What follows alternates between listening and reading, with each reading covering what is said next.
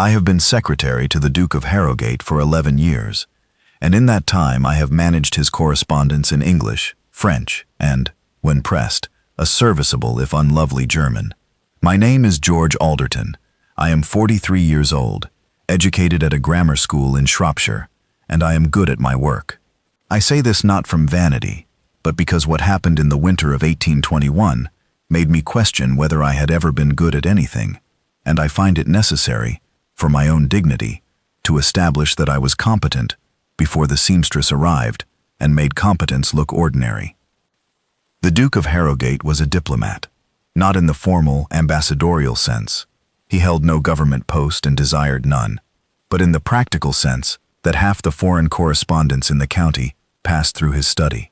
His estate sat at the center of a web of trade, alliance, and scholarly exchange that connected English landowners with French vineyards, German universities, Italian antiquarians, and a Dutch shipping concern that supplied most of the household goods for the great houses of the Midlands. The Duke managed this web with a precision I admired, and a linguistic range I could not match. He spoke English, French, and Latin fluently. His German was better than mine. His Italian was passable. But the correspondence grew every year. Letters from Madrid, from Lisbon, from a professor in Copenhagen who wrote exclusively in Danish, from a silk merchant in Constantinople who communicated in a mixture of Ottoman Turkish and French that defeated every translator the Duke consulted. The Duke needed a linguist, and he could not find one. What he found instead was a seamstress. Eliza Ward arrived at Harrowgate Hall in September as part of a batch of new servants hired by Mrs. Jennings, the housekeeper, to replace 3 maids who had left to marry. Eliza was 25 years old, small, quiet, and unremarkable in every way the household measured remarkableness. She mended linen. She repaired torn hems. She sat in the servants' hall with her needle and her thread and her silence. And the other servants, who were a sociable lot and liked their gossip, found her pleasant but dull. She doesn't talk much, Annie, the head housemaid, told me over breakfast one morning, but she mends beautifully. Tiny stitches. You'd never know the tear was there. I paid no attention. Seamstresses were not my concern. My concern was the pile of untranslated letters on the Duke's desk, 14 in the last month, including 3 from the Danish professor that might have been written in code for all the sense I could make of them, and a letter from the Portuguese wine merchant that the Duke needed answered before Christmas, and that neither of us could read. The incident that changed everything happened on a Tuesday in November. The Duke had asked me to sort his incoming correspondence by language and urgency. I had done so, leaving the sorted piles on the long table in the study for his review. I had also left, beside the Portuguese letter, a note, untranslatable, suggest we engage Mr. Finch's man in London, who claims some Portuguese. This was an inadequate solution, and we both knew it, but it was the best I had. I left the study to attend to estate business. When I returned an hour later, the Portuguese letter had been moved. Beside it, in a hand I did not recognize, small, neat, precise, someone had written a complete English translation. Below the translation was a note. The wine merchant is offering a 10% reduction on the Douro port if the order is placed before January. He also wishes to know if His Grace requires the same quantity of Madeira as last year. The passage about the cork shortage is a negotiating tactic. The shortage ended in September. I stared at the translation. I compared it with the original. I could not verify it. I do not read Portuguese. But the specificity, the commercial knowledge, the note about the cork shortage suggested not a rough approximation, but a fluent reading by someone who understood trade. I took the translation to the Duke. He read it with the focused stillness that indicated intense interest. Who wrote this? I do not know, Your Grace. I left the study at 10. When I returned at 11, the translation was on the table. Find out. I investigated. The only person who had entered the study between 10 and 11, according to James the footman, was the seamstress, Eliza Ward, who had come to collect a coat of the Duke's that needed a button replaced. I found her in the servants' hall, mending a tablecloth. She looked up when I entered with the same quiet, composed expression she gave to everything. Miss Ward, did you enter the Duke's study this morning? I did, Mr. Alderton, to collect His Grace's gray coat. The left cuff button is loose. Did you write anything while you were there? A pause. The briefest flicker of something. Not alarm exactly, but the careful blankness of a person deciding how much to reveal. I noticed the letter on the table, the Portuguese letter. The translation you left beside it was, I could see you were having difficulty. I thought I might help. You read Portuguese? Yes. Where did you learn Portuguese? From my father. Your father was a linguist? My father was a traveling scholar. He taught languages, privately, to the families of merchants and minor gentry, and he took me with him. We lived in Lisbon for 2 years when I was young, and in Paris for 3, and in Copenhagen for 1, and in Rome for 18 months, and in Madrid for a year, and in Constantinople for 6 months, though I remember that less clearly. I sat down. I think I must have looked very peculiar, because Eliza said, Are you well, Mr. Alderton? How many languages do you speak, Miss Ward? She counted on her fingers, a gesture so ordinary, so domestic, performed by a woman holding a mending needle, that the absurdity of the moment struck me with physical force. English, French, Portuguese, Danish, Italian, Spanish, and Turkish. My Latin is adequate. My German is poor. My father never took a German posting. I read Greek, but do not speak it well. 7 languages. The seamstress who mended tablecloths and replaced buttons spoke 7 languages, read an 8th, and had lived on 3 continents before the age of 15. Why, I said, and I confess my voice was not steady, are you working as a seamstress? Because my father died when I was 18, and he left no money, and languages are not a qualification that anyone seeks in a woman. I applied for positions as a governess, a companion, a translator. I was told, in each case, that my education was irregular, that women do not translate, and that I should find suitable employment. Mending is suitable employment. I am good at it. You are wasted in it. I am alive because of it, Mr. Alderton. That is sufficient. I took her to the Duke. The interview lasted 2 hours. The Duke began by asking her to translate the Portuguese letter aloud. She did, fluently, adding commercial context that demonstrated she understood not just the words but the trade. He then produced the Danish professor's letters, 3 dense pages on agricultural methods, and she translated them on sight, occasionally pausing to explain a technical term. He gave her the Italian antiquarian's latest catalogue. She translated it while correcting 2 of the antiquarian's Latin citations. He handed her the letter from Constantinople, the one that had defeated every translator in England, and she read it as easily as a woman reading a recipe, switching between Ottoman Turkish and French without hesitation. And at the end, she said, The silk merchant is unhappy with the quality of the last shipment, and is threatening to find another buyer. He does not mean it. The passage about his cousin's wedding is a signal that the relationship is still good. This is how Turkish merchants negotiate. My father taught me to read the courtesy as well as the words. The Duke leaned back in his chair. He looked at Eliza Ward, this small, quiet woman in a servant's dress, her mending needle still tucked behind her ear, and I saw on his face the same expression I had seen on very few occasions in 11 years, the expression of a man encountering something he has never encountered before and does not yet know how to categorize. Miss Ward, he said, I have been looking for a translator for 3 years. I have engaged 4 professionals, 2 academics, and a retired diplomat. None of them could do what you have just done. They spoke fewer languages, Your Grace. They spoke fewer languages. They understood less commerce. And they could not read the courtesy in a Turkish merchant's letter. You are wasted as a seamstress. So Mr. Alderton has informed me. I should like to employ you as my translator. I am already employed as your seamstress. I am offering you a different position. At what salary? The Duke named a figure. It was 3 times what she earned as a seamstress, and it was, I knew, less than half what he would have paid a male translator of equivalent skill. Double it, Eliza said, and I will start on Monday.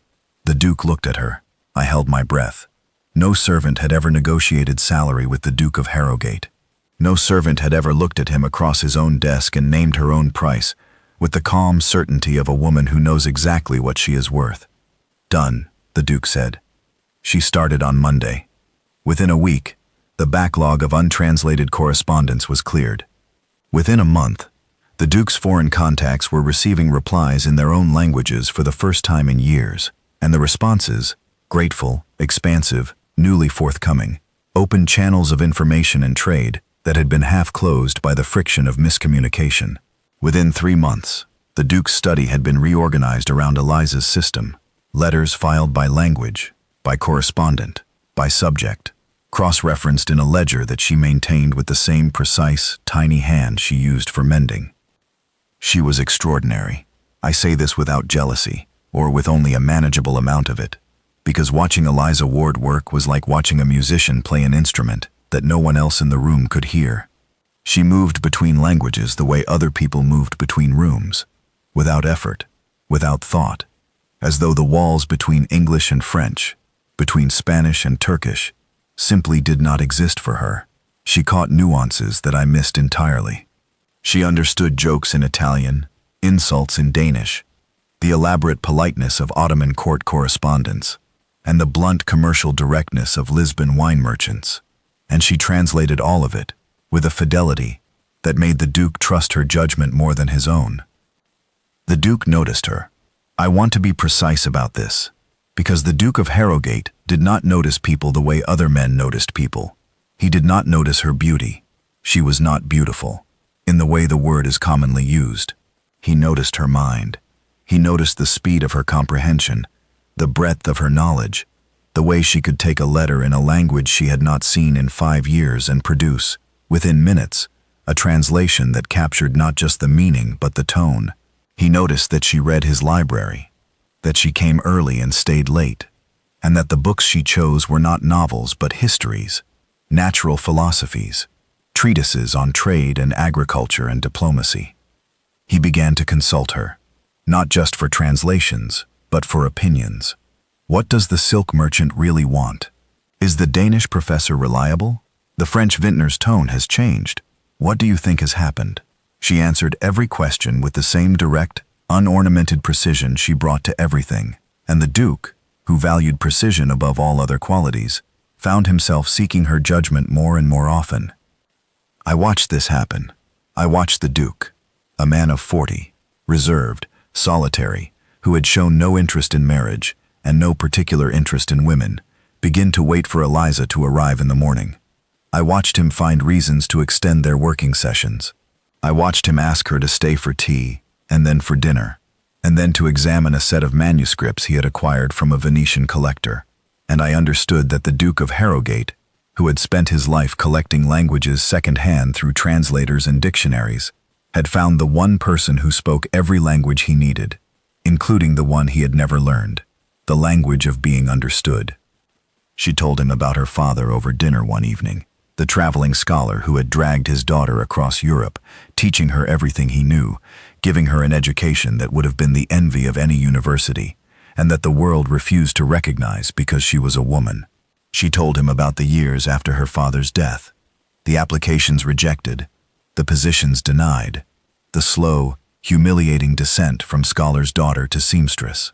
She told him without self-pity, without bitterness, with the composed clarity of a woman who has accepted the world's verdict and survived it. The Duke listened in silence. Then he said, "The world was wrong. The world is often wrong, Your Grace. It is not my business to correct it.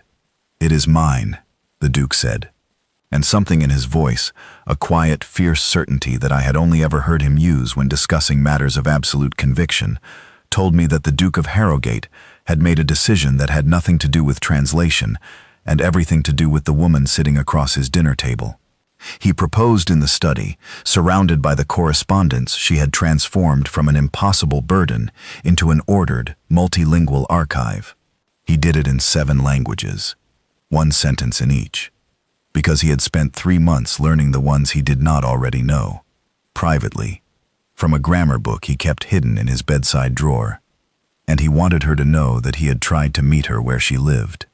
"I said it in French, because you love French," he told her afterward, "and in Portuguese because that is where I first understood what you were, and in Danish because those were the letters that brought you to my attention. and in Italian, Spanish, Turkish, and Latin, because I wanted you to hear, in every language you know, that I am asking you to stay." Eliza looked at him, this reserved, precise, solitary man who had learned 4 languages in 3 months because he did not want to propose in only the ones he already knew, and she said, "Your Turkish needs work. I am aware. And your Danish accent is terrible. I am aware of that also. But the Latin was beautiful. I have always been good at Latin." "Yes," she said, "you have, and I would very much like to stay." The household learned of the engagement before breakfast the following morning, because Mrs. Jennings, who had hired Eliza as a seamstress, and now found herself responsible for having accidentally recruited a duchess, told Annie, who told James, who told the cook, who told the stable boy, who told Thomas the under-gardener, who told the entire village before noon. The servants' hall was divided between astonishment and a peculiar, retrospective pride, as though they had always known the quiet mender was extraordinary and had simply been waiting for someone else to notice. Annie, to her credit, was the most honest about it. "I said she didn't talk much," she told me. "I never said she didn't have anything to say.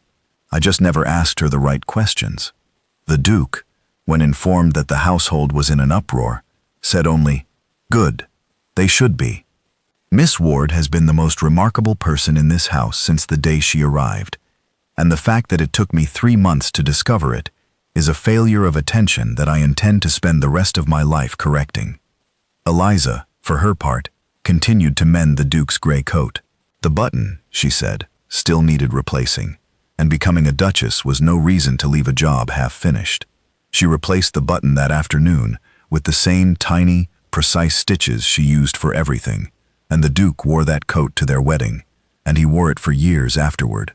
And when the cuff finally wore through beyond repair, he kept the button in his desk drawer beside a Turkish grammar, and a mending needle, and a note in 7 languages that he never showed anyone, and that I suspect, though I have no proof, was Eliza's acceptance of his proposal, written once in each tongue, because she understood him well enough to answer him in kind.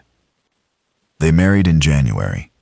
The village, which had known Eliza only as the quiet seamstress who mended tablecloths, attended the wedding in a state of collective bewilderment, and discovered, over the course of the wedding breakfast, that the new duchess could toast the French wine merchant in his own language, thank the Italian antiquarian for his wedding gift in Florentine dialect, and explain to the Danish professor, who had traveled from Copenhagen for the occasion, exactly why his theory of crop rotation was incomplete, in Danish, while buttering a scone.